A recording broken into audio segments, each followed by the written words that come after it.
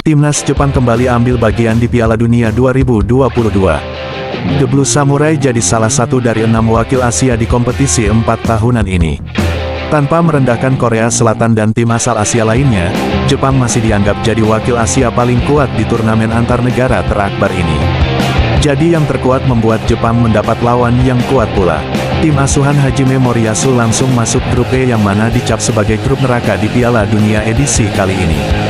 Bagaimana tidak, Jepang akan langsung berhadapan dengan dua mantan juara dunia yakni Jerman dan Spanyol. Belum lagi, satu tim lain yang akan mereka hadapi adalah tim kejutan di Piala Dunia 2014, Costa Rica. Meski demikian, skuad timnas Jepang tetap tak bisa dianggap remeh. Mereka terbang ke Qatar bukan tanpa persiapan. Lantas mampukah negeri matahari terbit itu jadi tim kuda hitam yang merepotkan Jerman dan Spanyol di Piala Dunia 2022 Qatar? Timnas Jepang berhasil menjaga marwah Asia Timur di Piala Dunia 2022 setelah memastikan diri lolos ke putaran final turnamen 4 tahunan tersebut.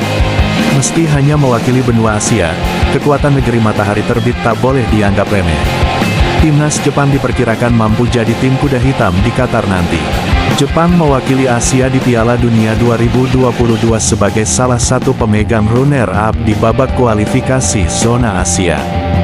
Finish di posisi kedua klasemen dengan mengoleksi 22 poin, Takumi Minamino DKK hanya berselisih 1 poin dari Arab Saudi yang menjadi juara grup. Selama kualifikasi, Jepang mengoleksi 7 kali kemenangan dengan sekali imbang dan 2 kali kekalahan dalam 10 pertandingan babak kualifikasi Piala Dunia 2022.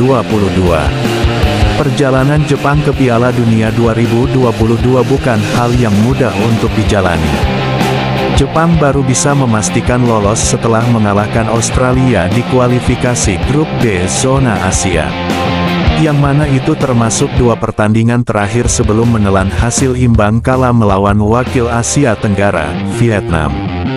Bermain di kandang Australia, anak asuh Hajime Moriyasu tampil memukau. Meski berhadapan dengan pemain Australia yang notabene memiliki postur tubuh layaknya para pemain Eropa, Jepang justru mampu mengatasi perlawanan sengit dari The Socceroos. Samurai Biru tetap berhasil menaklukkan Australia dengan skor 2-0. Meski membutuhkan 89 menit lamanya untuk mencetak gol pertama, Kaoru Mitoma jadi bintang lapangan di laga tersebut. 2 gol sayap lincah milik Brighton itu membantu timnas Jepang mengamankan 1 tiket penerbangan ke Qatar. Tampil mengesankan di babak kualifikasi membuat Jepang jadi wakil Asia yang cukup diunggulkan. Selain diperkuat sejumlah pemain yang berlaga di kompetisi top Eropa, Jepang juga mengusung permainan yang atraktif di bawah tangan dingin Hajime Moriyasu.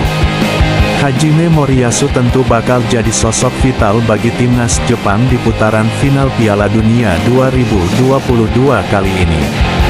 Meski baru ditunjuk sebagai pelatih kepala timnas Jepang pada tahun 2018 lalu, sebetulnya Moriyasu sudah termasuk dalam staf pelatih untuk timnas Jepang di ajang Piala Dunia 2018.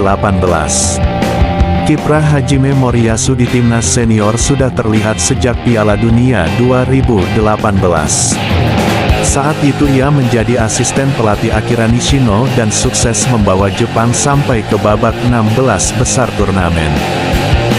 Sebelum memimpin timnas Jepang di kualifikasi Piala Dunia zona Asia, Moriyasu sempat memimpin timnas Jepang muda di ajang Olimpiade Tokyo 2020. Namun, ia dikritik keras setelah timnya kalah dari Spanyol di babak semifinal dan hanya mampu finish di urutan keempat. Ia dikritik karena Jepang seharusnya mampu menyabat medali emas di depan publik sendiri. Namun Ketua Asosiasi Sepak Bola Jepang, Kozo Tashima, telah berulang kali menggarisbawahi keyakinannya pada sang manajer.